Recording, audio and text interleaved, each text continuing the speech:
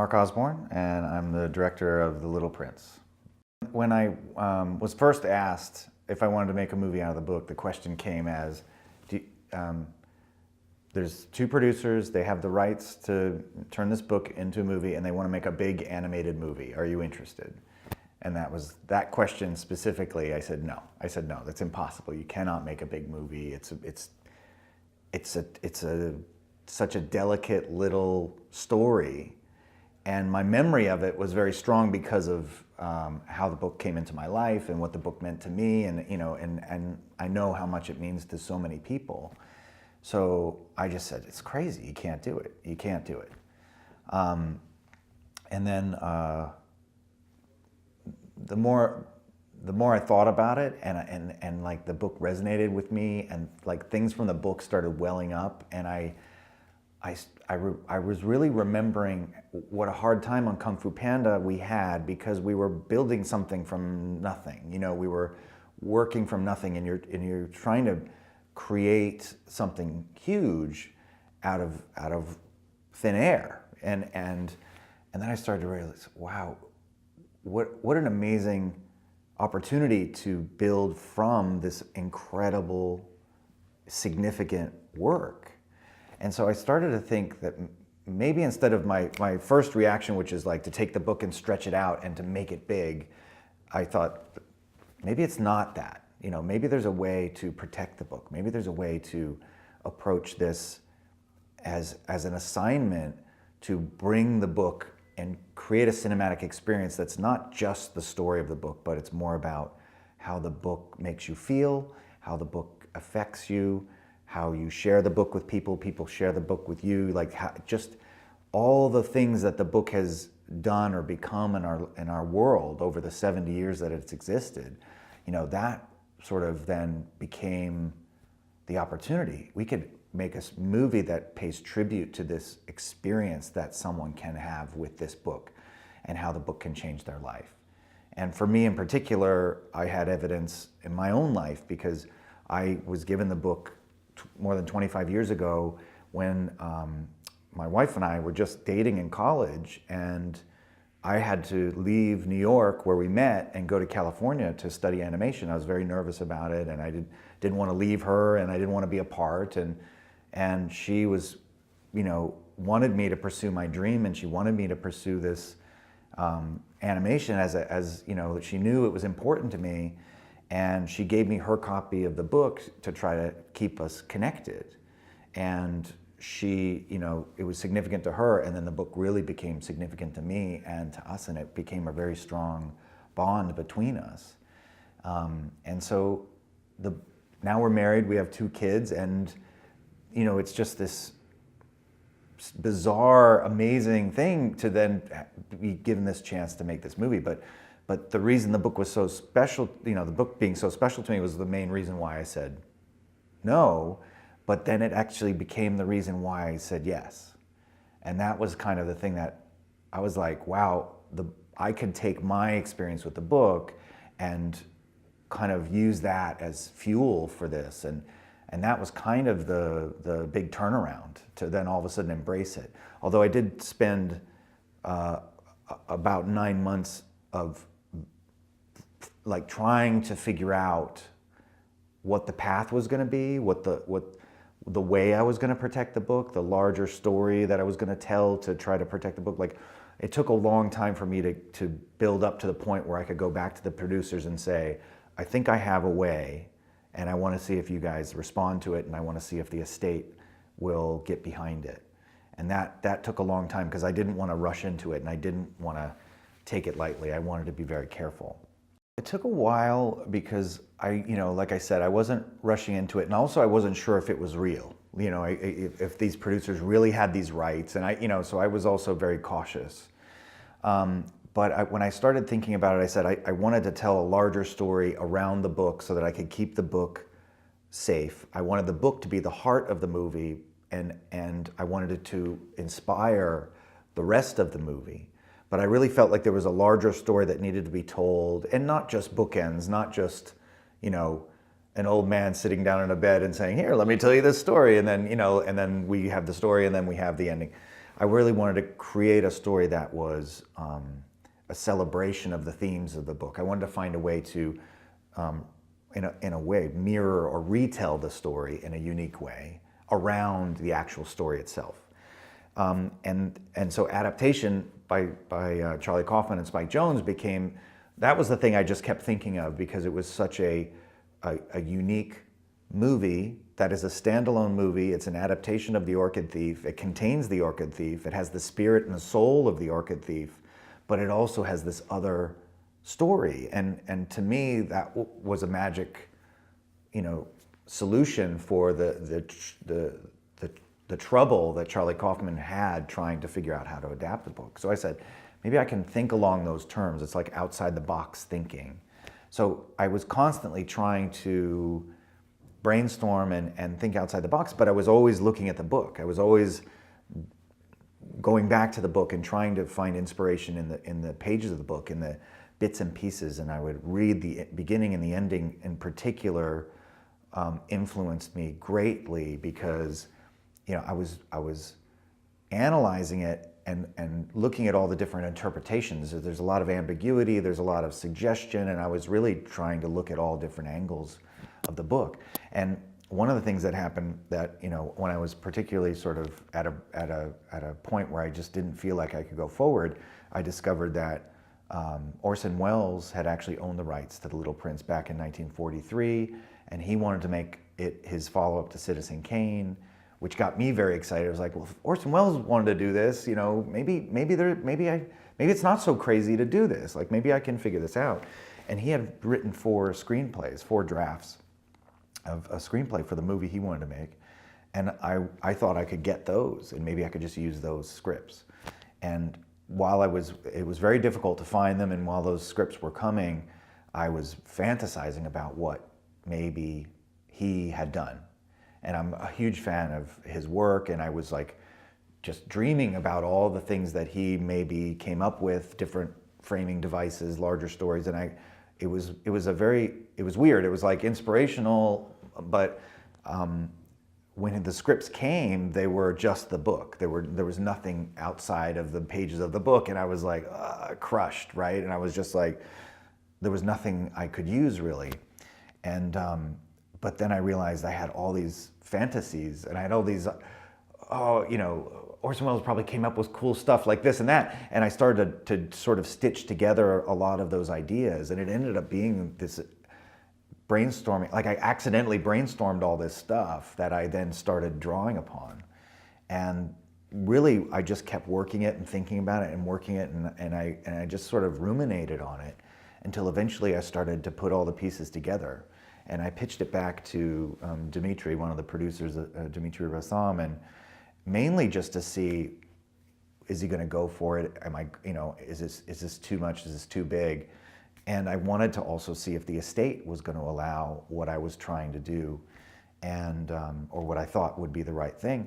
And he loved it, and he took it back to the estate, the idea of it, and they blessed it, and we got to move forward. So it was sort of, and I was like trying to figure out where the boundaries were. And so one of the ideas that I pitched also was to use CG animation for reality and use stop motion animation to represent the world of the Little Prince and the story inside the little girl, the main character's imagination. And that big idea, I thought, was going to be the first thing to go. And they loved it. It was one of the exciting ideas that to them made it cinematic and made it a film and made it the big idea they'd been searching for. They'd been looking for years to figure out how to do this. And I was the first one to come up with anything that was outside the boundaries of the book, but that was truthful and stuck to the spirit of the book. It's 2 different productions, it's 2 different teams. To do 2 different techniques is kind of crazy. And the question I got asked most often is like, how is this going to work? How are we going to put these 2 things together? And I would say, I don't know, but I believe that we'll find the right way to do it. But I really believed in it. And everybody who heard it would get excited at the idea, but then they would go, but how? And I would say, look, we'll get there. We'll figure it out. I just knew for me that it was a really important way to protect the book. You know, my mission with making this was I wanted to make a film that worked whether you know the book or not, but I also absolutely had to make the film so true to the book and such a celebration of the book that if you love the book, you would love the film. And that was the really important part of the mission.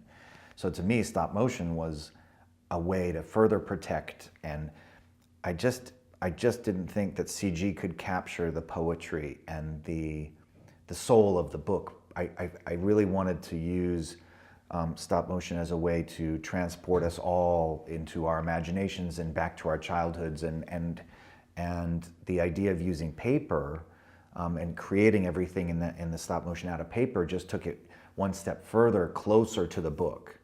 And I really felt like, you know, we all, when we read the book, we're turning pages, we're feeling paper.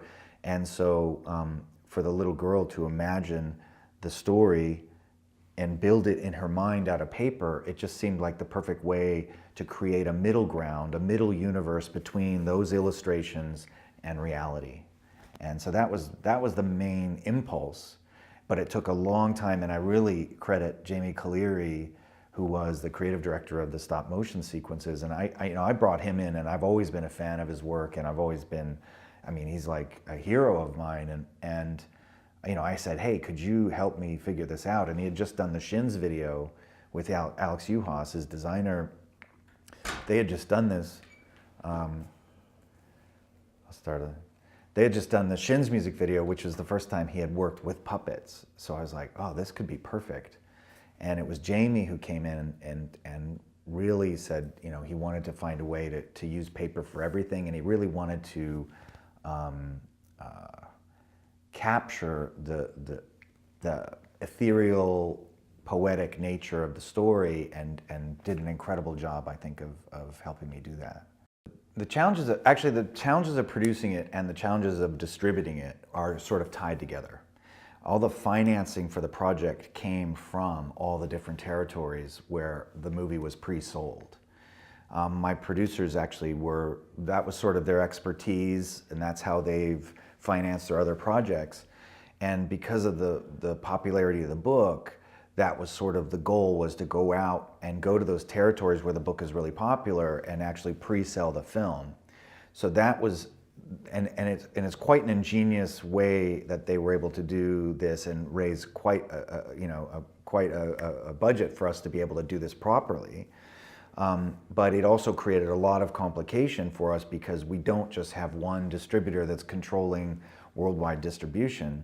So every single territory has their own distribution date. They have their own marketing plan. It's sort of, it's a little bit strange.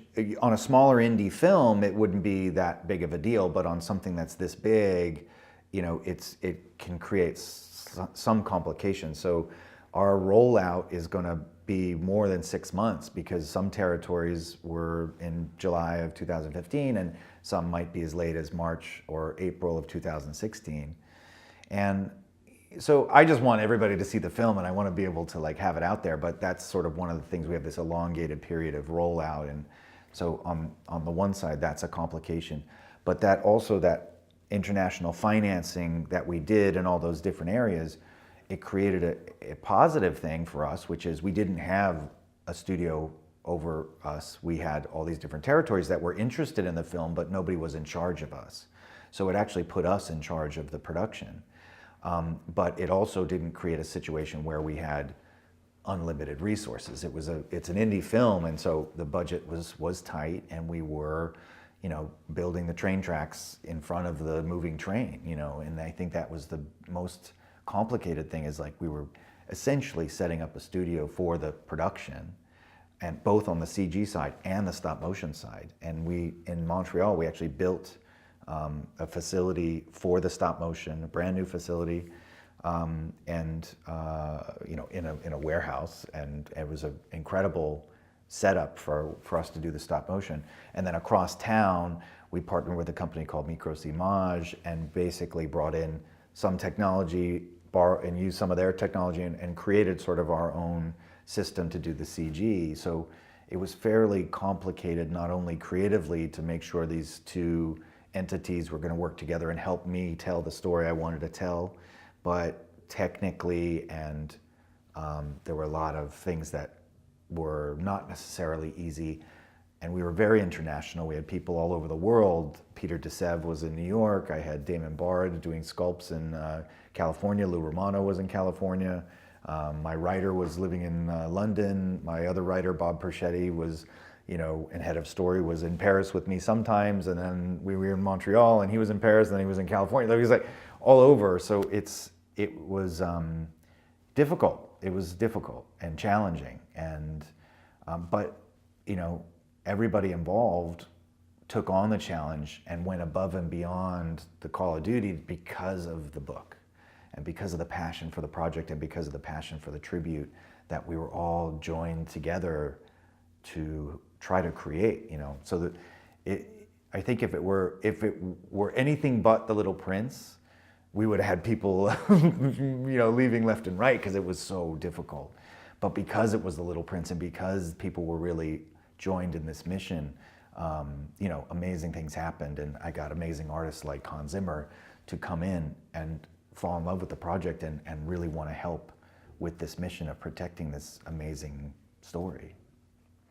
It's crazy because there's been so much stress and pressure and awareness of the weight of all of this on me, on all of us that have been making this film. We've felt that all along. So there's never been a moment where it's been like taken lightly. There's never been a moment throughout this. And I found that even with the finished film, there's still,